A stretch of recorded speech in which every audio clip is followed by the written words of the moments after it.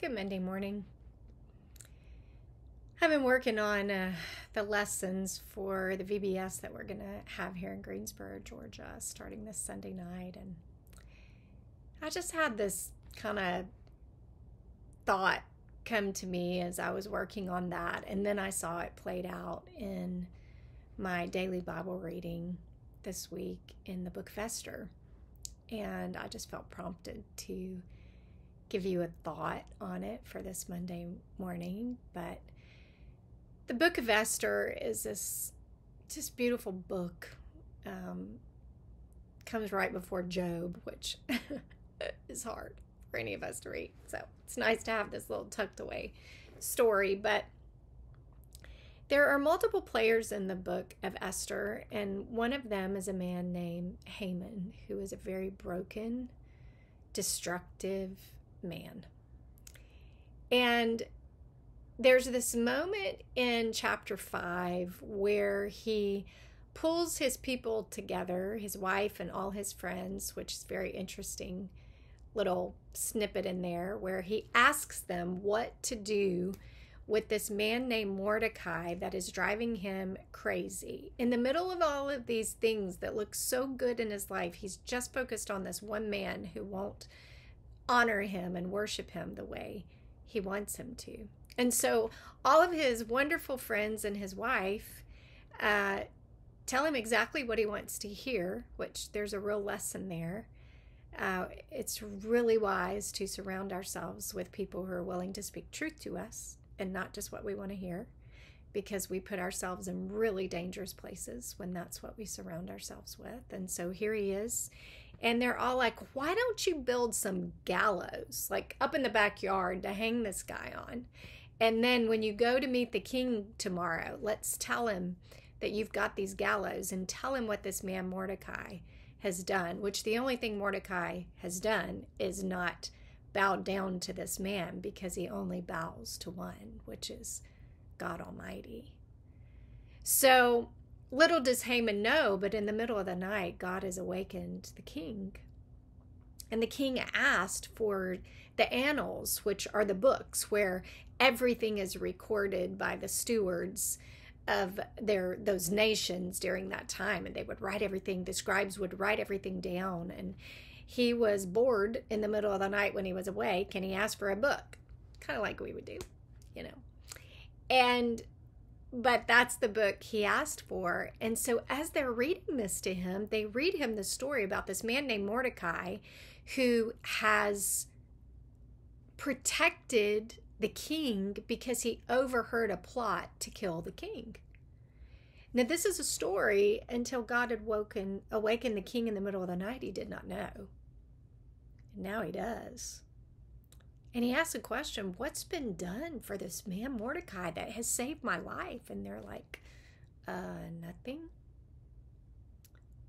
So who arrives first thing in the morning but the man named Haman, who is about to tell the king that he wants Mordecai killed? What he soon discovers is that Mordecai is actually about to be placed in a very high place of honor. And Haman will eventually be hung on the own gallows, on his own gallows that he created for Mordecai. The thing that stuck out to me in that story and made me think of pieces of my own story, and I was hoping they might make you think of pieces of your own, is the fact that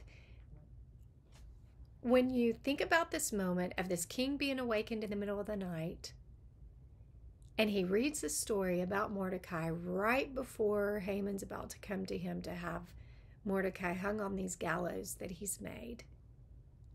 And you think about all of the things that had to transpire to culminate in this single moment when this king hears this story about a man named Mordecai.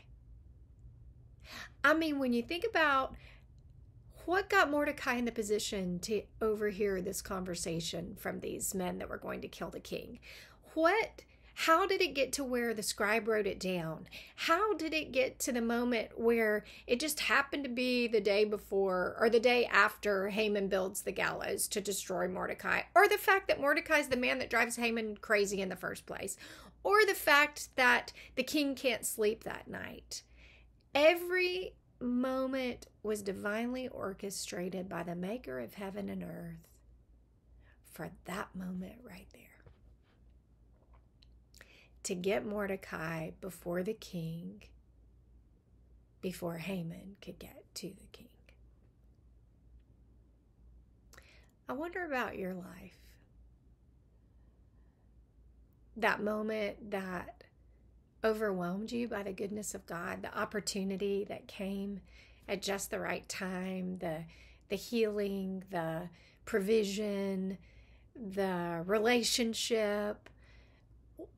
What is a moment in your life when, if you looked past the culminating moment, but you went backwards to see all the subsequential moments that had happened to actually get you to that moment, to create all of the things that had to happen to let that one final moment occur? Wouldn't that take your breath away?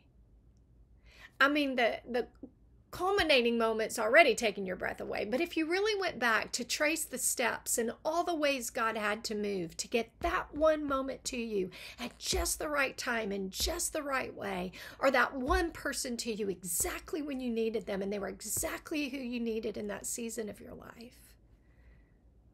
Wow.